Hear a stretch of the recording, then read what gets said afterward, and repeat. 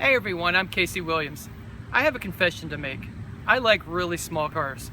I like Smarts, I like the Scion IQ, I like the BMW Setta, especially the BMW Setta, Messerschmitts.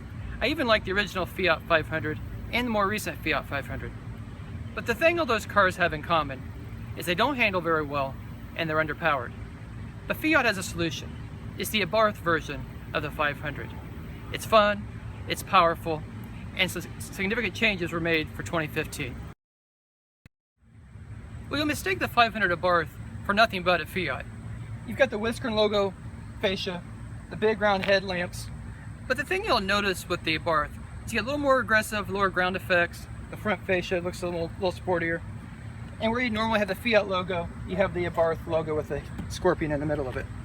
You come around the side, you got the Abarth specific 17-inch alloy wheels with the red brake calipers behind them. I think goes up really cool.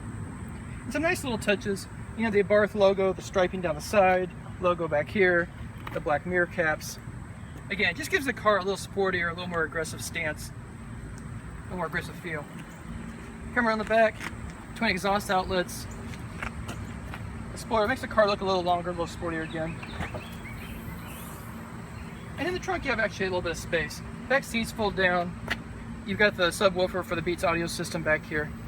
But you can get enough luggage in here to get away for a week. You could even get a kid's stroller in here with the seats down. One of the things that really makes the Abarth unique is its engine. And you can tell by looking at it, it's really stuffed into the nose of this car.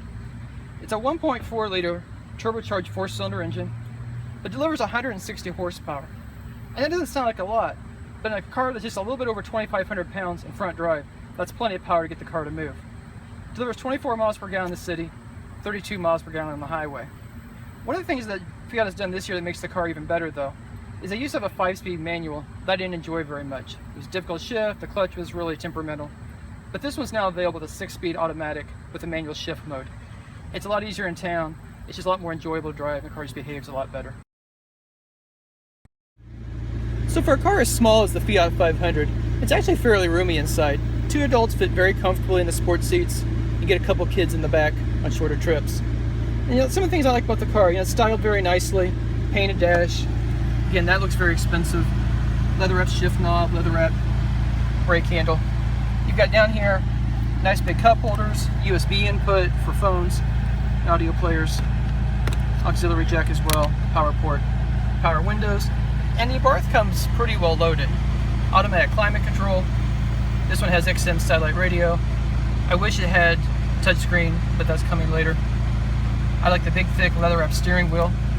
But one of the big changes for 2015 is the instrument cluster. Before you just had regular analog needles. Now you've got a reconfigurable cluster. It's all electronic, flat screen display, very nice. And this button here is one of my favorites in the car. Press it, it changes the gauges, puts the sport logo over here. But what it also does is it makes the throttle a little more sensitive, makes the steering a little heavier, and it allows the engine to rev out a little bit more before it shifts. So it gives the car a little sportier handling. It also reduces your fuel economy, but that's neither here nor there. Some of the things I don't like about the car, besides the painted dash and the seats, the interior really is about what a $15,000 car would be. There's a lot of hard plastic in here. Of course, with the Abarth, you get some red stitching, you get the Beats audio system, you get some nice features too. But the overall impression really isn't quite up to the price of this car.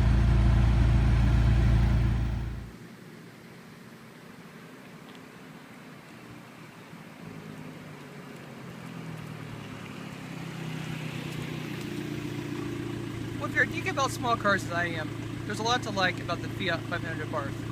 The turbocharged 4-cylinder engine really is all the power you need. The handling's nice, the stiffened suspension really makes it handle well.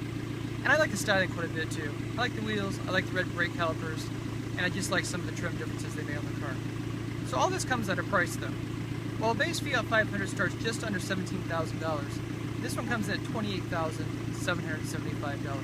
And at that price range, you're starting to get into some pretty decent cars, and obviously much bigger cars as well. But if you're really into small cars, this is a lot of fun. So normally I would take off, make a lot of noise, and let you hear the obnoxious exhaust sound. But there's a police officer sitting right over there, so today I'm going to leave very quietly. Until next week, storm forward.